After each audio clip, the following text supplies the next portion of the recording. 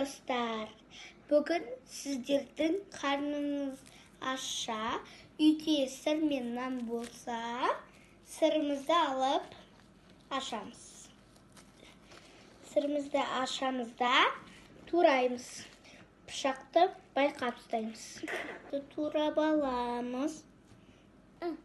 Аттарың жоқ болса, қарның асып тұрғанда сосын сырмен нан жеңгел тұлтып.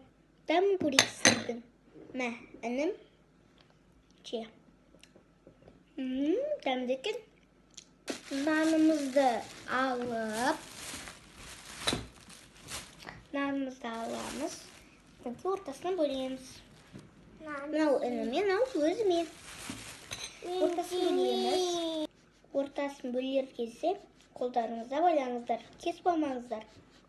Ортасын бөлгеннен кейін ішіне сырды қоямыз. Сыр ішіне толып кетсе, сырды бөлеміз. Ұсақтап, 4 бұрышты етіп бөлеміз. Осылайынан бөліп аламыз. Ұзын етіп. Қасын қоямыз. Сонымен бұны микроволновкаға жылытамыз.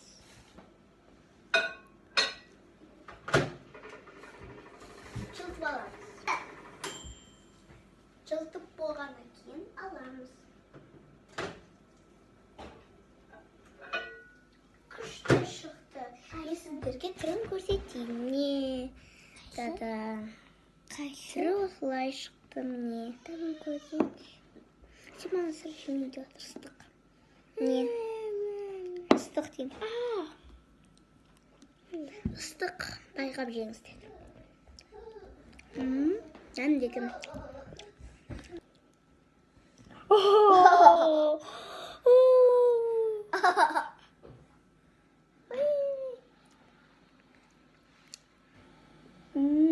Дәмді.